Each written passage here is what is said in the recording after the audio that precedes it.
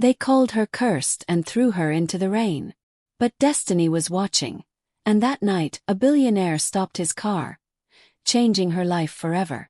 The rain poured down over the red soil of Ibadan that night, washing away the day's heat but not the pain in Amara's heart. She stood outside the gate of her late father's house, trembling as thunder rolled through the sky. Her stepmother's voice echoed behind her, cold, sharp, and final. "Don't ever come back here, useless girl. You're not part of this family anymore." Amara's hands clutched a small plastic bag, the only thing she had been allowed to take: an old Bible, 2 dresses, and her late father's photograph. That photo was her treasure. It was the only proof that once she had belonged somewhere. The gate slammed shut, and just like that she became homeless. Her father, Chief Okon, had been a respected businessman, not rich but comfortable. He had adored Amara, his only child from his first wife, who died giving birth to her. He promised to raise her with love. And he did.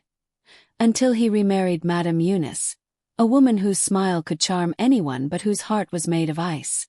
From the day Eunice moved into the house, Amara's life became a living nightmare. The woman called her lazy, ugly, and cursed. She made her scrub floors till her fingers bled and locked the fridge so Amara wouldn't waste food meant for real people. Still, Amara stayed silent for her father's sake. But when her father suddenly died in a car crash, the mask came off completely. Eunice turned the house into her kingdom, and Amara became her unpaid servant. At first, she thought things would settle down after the mourning period. But one morning Eunice announced coldly, "You are not my daughter.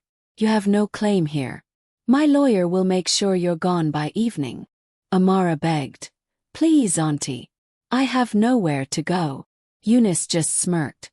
"Go back to your mother's grave then." The first night on the streets was the longest of her life. She found shelter under an abandoned kiosk near the market.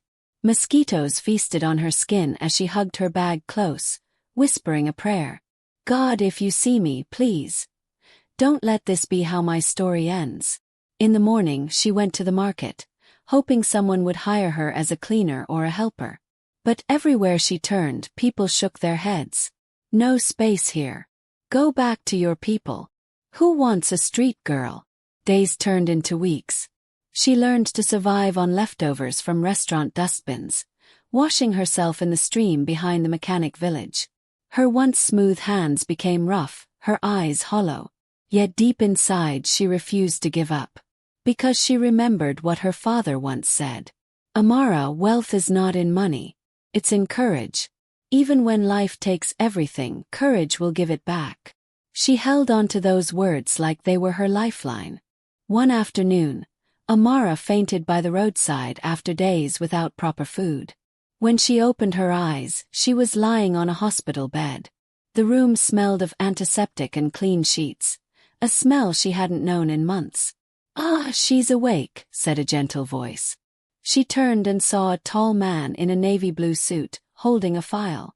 He had kind eyes, the kind that didn't look down on people. "You collapsed near my driver's car," he said softly. "We brought you here. You're safe now." Amara's lips trembled. "Thank you, sir. I don't even know how to repay you." He smiled faintly. "You don't have to. My name is Chijioke, by the way." Something about his calmness made her feel safe, though she didn't know who he was. He looked like someone important, the kind of man who lived in mansions with marble floors. When the nurse came in with food, Amara tried to sit up and eat slowly, but tears filled her eyes. It wasn't just hunger, it was the shock of being treated like a human being again. Chijioke noticed and said quietly, "Don't cry. The world hasn't ended. Maybe this is the beginning." The next morning, Chijioke returned with a woman in a white blazer. His assistant. "I've spoken to the doctor," he told Amara. "You're healthy, just malnourished. But you need rest. Do you have anywhere to go?" Amara lowered her eyes. "No, sir. My stepmother threw me out. I've been living on the streets." Chijioke's jaw tightened. "I see. Then come with me, I'll find you work at one of my firms. You look like someone who can learn fast. Amara blinked. Work. For you. Yes. I don't do charity. You'll earn your keep. It was the first time in months someone had offered her a chance. Not pity. She nodded immediately. Thank you, sir. I'll do anything. I promise. 2 days later, a black SUV stopped before a large white mansion in Lekki. Amara's jaw dropped. The gate alone was taller than any building she had ever entered. Welcome to your new beginning, Chijioke said simply. Inside, servants moved quietly, attending to chores. The marble floors gleamed. The air smelled of jasmine. Chijioke introduced her to the housekeeper, Mrs. Beezy. She'll stay here as a live-in helper, he said. Teach her the ropes. Mrs. Beezy smiled warmly. No problem, sir. We'll take care of her. For the first time, Amara slept in a bed with a real pillow and blanket. She whispered a prayer of gratitude, wondering if maybe, just maybe, her father was watching from above. Days passed. Amara worked hard, cleaning, serving meals, ironing clothes. Everyone noticed her diligence. But what they didn't know was that Chijioke often watched her from his study window. Something about her reminded him of someone, a woman from his past. One evening, while checking old business documents, Chijioke came across a photo, a man shaking his hand at a charity gala years ago. The man's name, Chief Okone. His eyes widened. Could it be?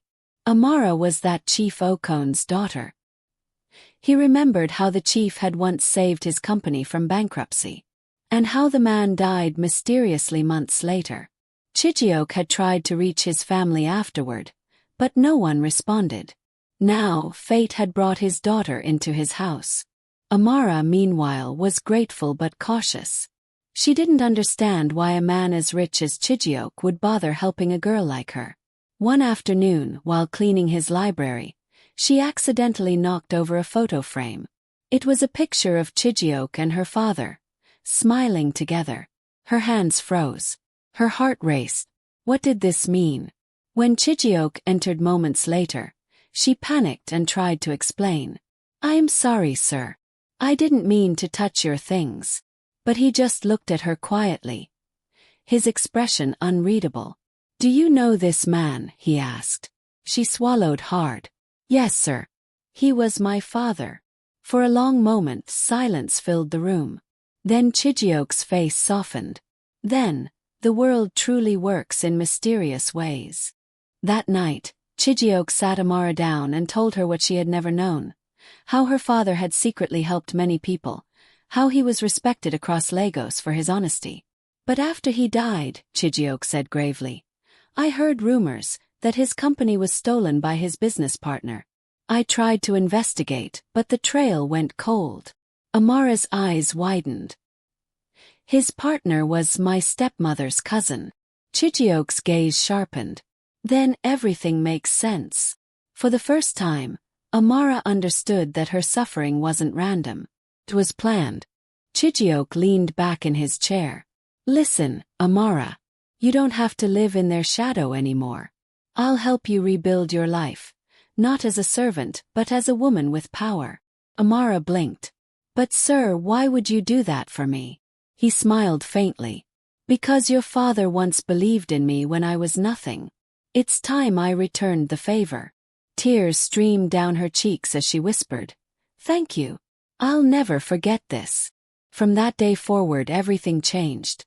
Chijioke sent her to a finishing school. He hired tutors to teach her business etiquette, finance, and communication. Amara studied like her life depended on it because it did. Within months she transformed. Her posture became confident, her speech polished. The servants barely recognized her anymore. But deep inside, she still remembered the rain-soaked night she was thrown out. The scars might fade, but the memory never did. And though she didn't know it yet, fate was preparing her for something bigger, something that would shake the very foundation of her past.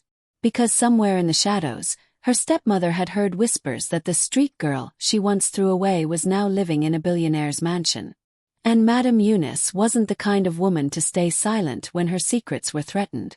It had been a year since Amara entered Chijioke's world. She was no longer the frightened girl who begged for scraps in the market. Now she stood tall, confident, elegant, and glowing with quiet strength. But peace never lasts long when the past still has its claws in you. One morning, as she stepped out of the mansion dressed for a business meeting, she froze. A familiar voice, shrill, sharp, unforgettable, pierced the air. Amara! She turned. There, standing beside a black sedan, was Madame Eunice, her stepmother. Time hadn't been kind to her. Her once perfect hair was thinner, her makeup heavy, her eyes twitching with disbelief. "Why you?" Eunice stammered. "What are you doing here? Dressed like a rich woman." Amara's heart pounded, but her voice was steady. "I live here." Eunice's jaw dropped. "Live? In this billionaire's house? You're lying. You." Before she could finish, Chijioke stepped out of the doorway behind Amara, dressed in a crisp white shirt. His presence alone silenced Eunice. He placed a protective hand on Amara's shoulder. "Is there a problem here?" Eunice's expression shifted from fury to fake sweetness. "Oh no, sir. I was just surprised to see my stepdaughter. I didn't know she worked for someone like you." Chijioke's eyes hardened. "She doesn't work for me, Madame Eunice. She partners with me." Eunice blinked. "Partner?" "Yes," Amara said, finally meeting her stepmother's eyes. "I'm co-managing one of Mr. Chijioke's new foundations, the Okone Women's Initiative. We help young girls who were thrown out like I was." The color drained from Eunice's face. Later that day, Chijioke called Amara into his office. "She's dangerous," he warned. "You must be careful. People like her don't repent. They plot." Amara nodded. "I know. But I'm not scared anymore." In truth, she wasn't. 'Cause she had a plan. Over the past months, she had secretly gathered information. Old bank statements, land documents, and company records from her father's business. With Chijioke's help, she discovered that her father's assets hadn't disappeared by accident. They had been stolen, transferred to Eunice's cousin through forged signatures. Amara stared at the papers, anger and sorrow twisting inside her. "All those nights she made me beg for food," she whispered. "And she was living off my father's money." Chijioke looked at her quietly. "What will you do now?" Amara took a deep breath. "I'll take back what belongs to my father, but not with revenge. With justice." Weeks passed. The Okone Women's Initiative launched officially, with media cameras flashing and journalists gathering to witness its opening. Amara stood at the podium, her poise calm but powerful. Her words echoed across the hall. "There was a time I thought my life had ended because someone decided I wasn't worthy of love or home. But I learned something: what they take from you doesn't define you. What you build after they break you does." The audience erupted in applause. Among the crowd stood Eunice, her face pale with rage as she watched the girl she once called useless stand before the nation as a leader, respected, admired, unstoppable. After the event, Eunice cornered Amara in the hallway. "You think you've won, don't you?" she hissed. "You're nothing without that man's money." Amara turned calmly. "You're wrong. I was nothing when you threw me out. Now I'm everything because I earned it." She handed Eunice a sealed envelope.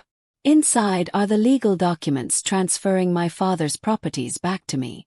The court already approved it." Eunice snatched the envelope, trembling. "You can't do this." "I didn't," Amara said softly. "Justice did. When love finds you." In the weeks that followed, Amara's fame grew. Interviews poured in, people called her the Cinderella of Lagos, though she laughed at the title.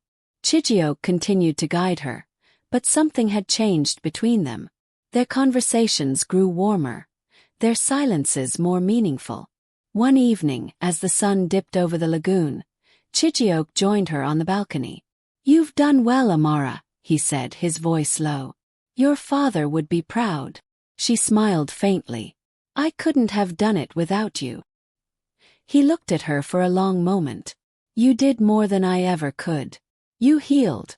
Their eyes met, and in that silent exchange, years of pain and gratitude turned into something deeper, unspoken but undeniable. Amara felt her heart race, but she didn't look away. "Why me, Chijioke? You could have helped anyone." He smiled softly. "Because you remind me of who I used to be.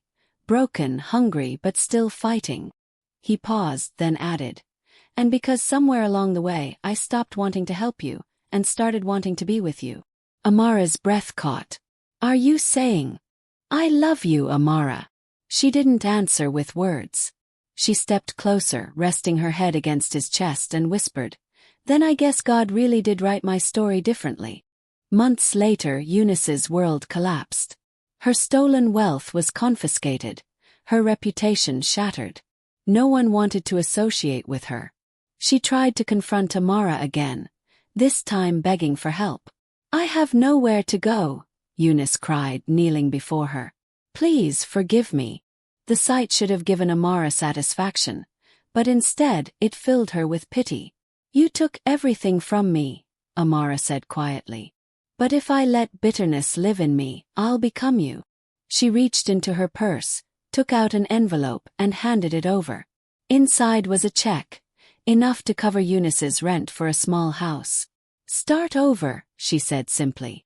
"The same mercy you never gave me, I give to you." Eunice wept. "I don't deserve this." "No," Amara replied. "But I do." Years passed, and Amara's foundation grew into one of Africa's leading charities for women.